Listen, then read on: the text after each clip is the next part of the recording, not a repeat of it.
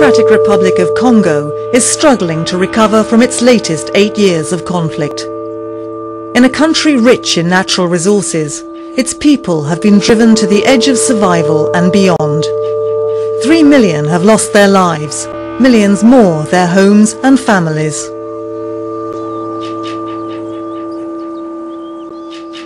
Though the country is now inching towards recovery, in the most remote regions, a hidden war still has the people in its grip.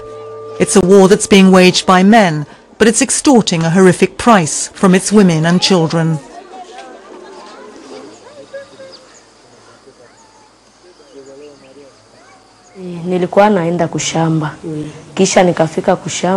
I was on my way to work in the fields, and when I got to the fields, the thugs attacked me. They had knives and guns.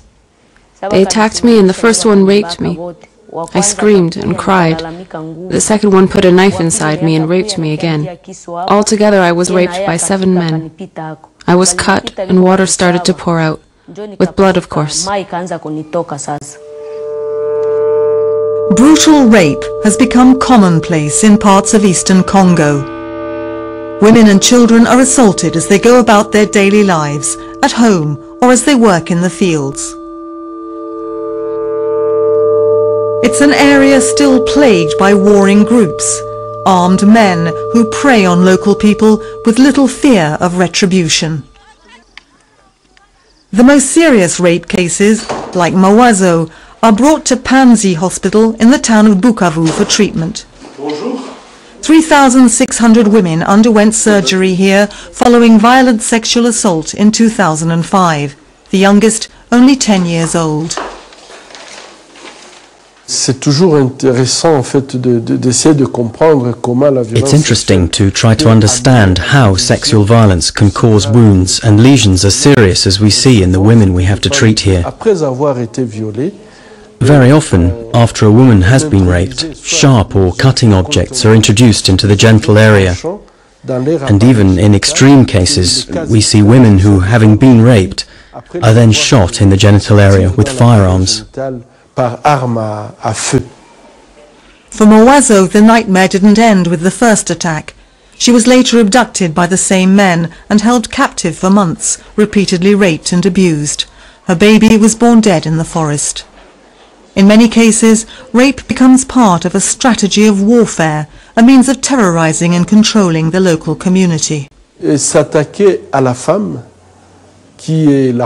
Attacking women, the bearers of life, with this level of terror, I believe it has nothing to do with sexual desire.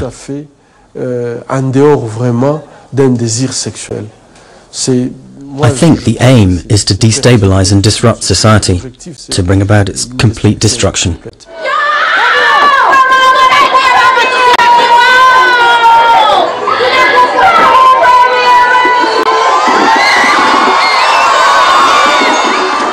The scenes are shocking. Rape is still a taboo subject. Victims are expected to suffer in silence, through shame or fear. But presenting a play that deals with the subject head-on is a way of involving the whole community and breaking the taboo.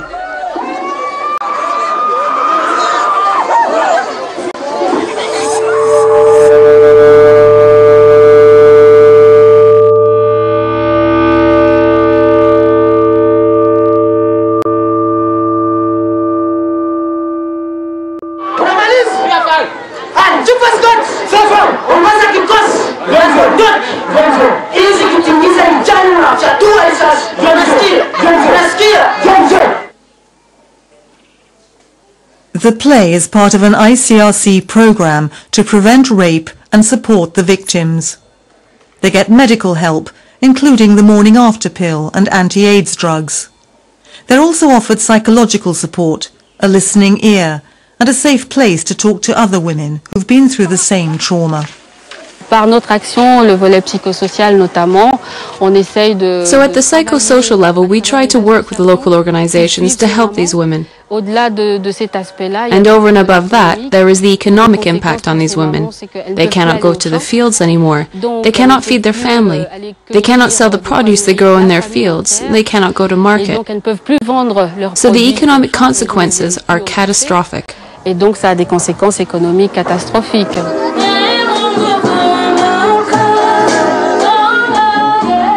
Women often find themselves rejected by the whole community. On top of the physical violence comes fear, shame and exclusion. Through drama and song, the actors show that it's not the women who are responsible for what's happened to them. As the song says, women need our help, not our blame.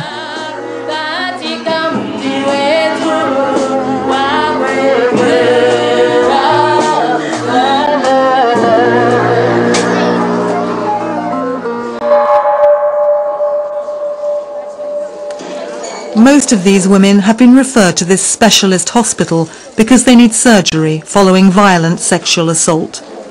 They have to wait here until a bed becomes available. The number of women being treated is increasing.